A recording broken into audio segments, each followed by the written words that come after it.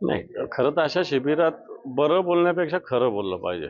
भूमिका स्पष्ट ठेवली पाहिजे. उगाच चापलूसगिरी, शोबाजी करण्यात काही अर्थ नसतो. ज्या फॅक्ट त्या गोष्टी समोर आल्या पाहिजे आणि अशा समोर आल्यानंतर त्याच्यावर चर्चा होऊन मला असं वाटतं येणार काळात त्याच्यावर निर्णय होत असतात, ती प्रोसेस सुरू होत असते.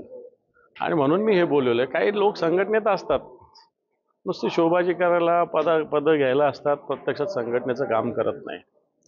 आणि सामान्य शिवसैनिकाला ही माझी मांडलेली भूमिका आवडली, त्याला मी काही करू शकत नाही. जे सत्य आहे ते सांगितलं. काही जण नवीन येणाऱ्या लोकांना विरोध करतात, हेही चुकीचं.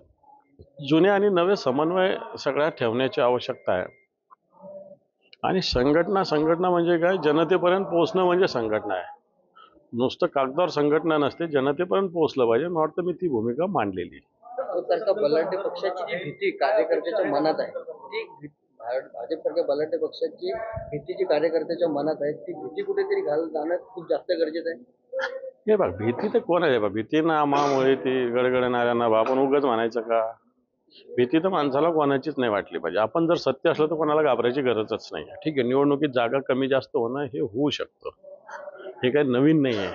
हा एक वेगळा भाग. पण संघटना म्हणून निडरतेनं काम करण्याची आवश्यकता. शिवसेना प्रमुखाचा विचार काय?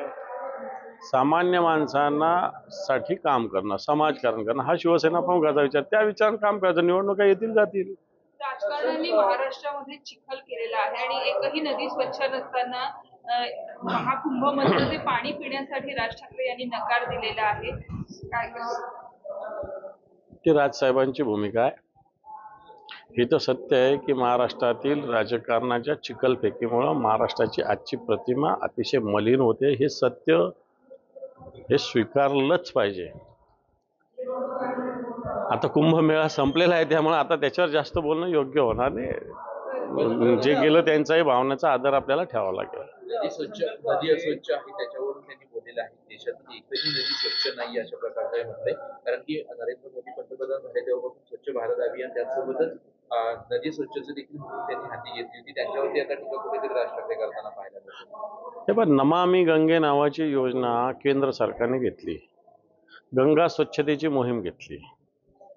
यमुना स्वच्छतेची मोहीम घेतली. आता यमुनेविषयी तुम्ही बघितलं, दिल्ली निवडणुकीच्या वेळेस केजरीवाल काय बोलले, ते काय स्थिती त्या यमुनेची. आणि गंगेची स्थिती बऱ्याच ठिकाणी तशी. गंगेला आपण माता म्हणतो, म्हणजे सगळ्याच नदीला आपण माताच म्हणतो, तसं आपल्या दृष्टीनं आई म्हणतो. आणि त्या जर नद्याची स्वच्छता भारतीय जनता पार्टी याच्यासाठी कोट्यवधी रुपये खर्च करतं, परंतु प्रत्यक्षात कोणत्याच नदीची स्वच्छता होत नाही. म्हणजे भारतीय जनता पार्टी पावित्र्याच्या दृष्टीनं आपण नदीला मानत असताना हे पावित्र्य नष्ट करण्याचं काम भारतीय जनता पार्टीचं सरकार करतंय. ही भूमिका आहेच आहे.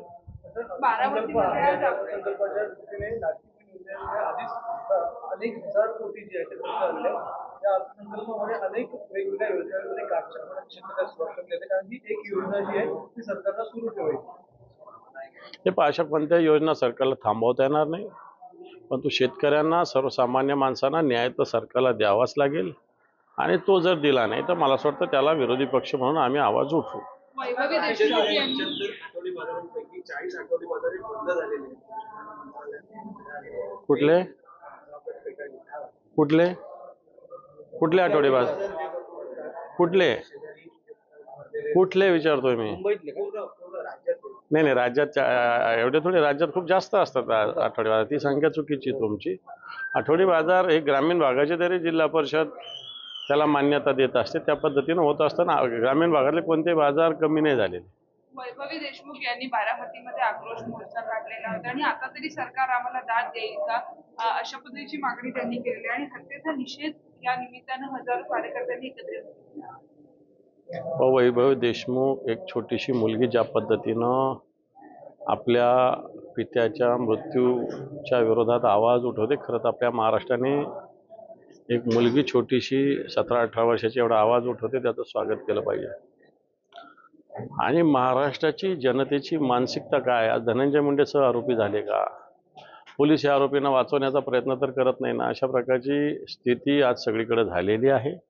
आणि त्याच्यामुळे हा महाराष्ट्राचा लढा आज चालूच आहे. वैभवीच्या मागे, मस्साजोगच्या जनतेच्या मागे अख्खा महाराष्ट्र ताकदीनं उभा आहे.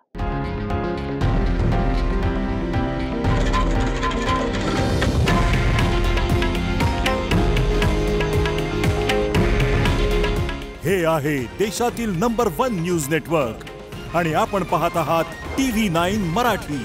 काळजी तुमची, हित महाराष्ट्राचं.